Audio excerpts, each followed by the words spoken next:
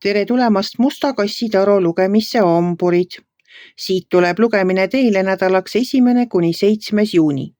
Ma olen teile siia valmis pannud 7 kaarti ja vaatame, mis neil kaartidel teile siis selleks nädalaks öelda on. No ma ei tea, Hamburid. Mulle tundub, et see täiskuu energia pole meist kõik kellestki mööda läinud. Aga läheme kaartide juurde. Esimese kaardina on teil välja tulnud mõõkade 2. Mõõkade 2 ütleb, et ilma valimata enam edasi minna ei saa. Valik tuleb teha, sest muidu ei toimu edasi liikumist.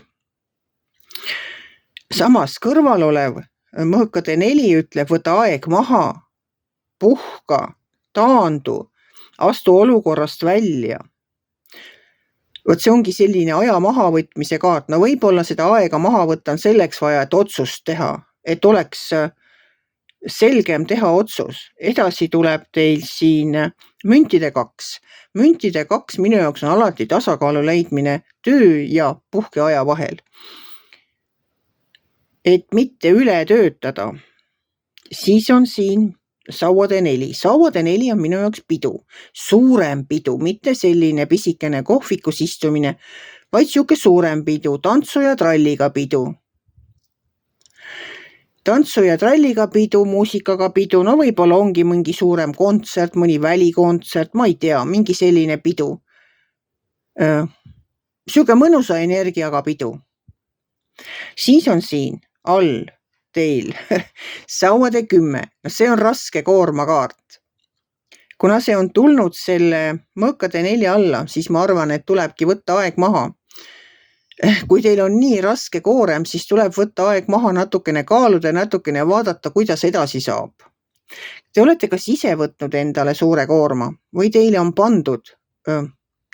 Suur koorem tähendab palju kohustusi, kas töö juures pandud kohustusi, et jooksete nagu jalad rakku, siia, sinna, eks ole. Ja saate palka samamoodi nagu teised, kes nii palju ei pea tegema. Vahest on nii, et koondatakse ära üks töökaaslane ja tema ülesanded jagatakse teistele, aga palka juurde ei panda. Ja siis te rabate seal nii, et pole ööl ega päeval enam vahet. See on raske koormakaart, aga kuna sealt kõrval on õiglus, siis tegelikult see õiglus pannakse maksma ja see koormat teil kergendatakse.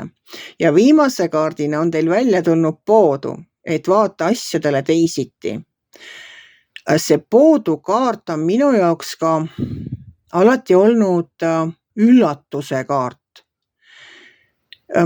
Kuidas ma seda nüüd ütlen? Ta ei ole ebameeldiv üllatus nagu torn. Torn on kindlalt ebameeldiv üllatus. Poodukaart ei ole ebameeldiv üllatus. Ta on selline huvitav kaart. Ta on täpselt selline kaart, et ma olen oma rattas, ma käin tööl, tulen koju, teen süüa, õpetan lapsi. Mul on oma mingisugune kindel päevakava. Ma tean, mis ma pean tegema, kuhu ma pean minema, mis kell ma kuskil pean olema. Nii ongi. Ma olen selle poodukaardi kohta toonud mingi näite, nagu nii, et tulen õhtul töölt koju, lähen poodi. Ma tean täpselt, mis ma tahan, lähen sinna poodi, ostan oma asjad ära, lähen koju, teen süüa, eks ole, nii, aga siis heliseb telefon ja kutsutakse kuhugi mujale.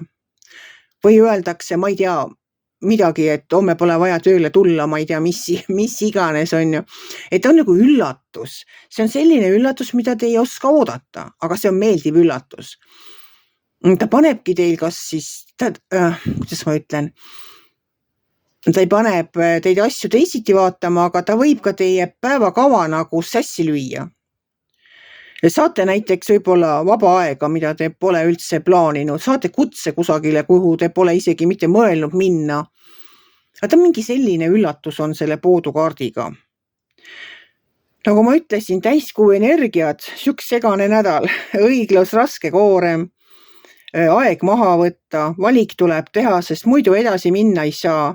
Tuleb leida tasakaal, muidugi tuleb leida tasakaal töö ja puhkeaja vahel, selleks, et saaks pidutseda ja et seda rasket koormat ei peaks üksi kandma. Õiglus pannakse maksma ja siis tuleb veel poodu, kes toob mingi üllatuse. Et noh, hämmastav iseenesest, aga täiesti asjakohane siia täiskuu energiasse. Et vot nii kallid hamburid, selline nädal tuli teile seekord. Võtke või jätke. Uskumatu nädal. Täitsa huvitav kohe, mis teie elus toimuma hakkab. Aga olgu selleks nädalaks kõik. Kui teile minu lugemine meeldis, ärge olge kitsi. Pange ikka like pöial üles, võite ka kommenteerida ja kohtume järgmisel nädalal.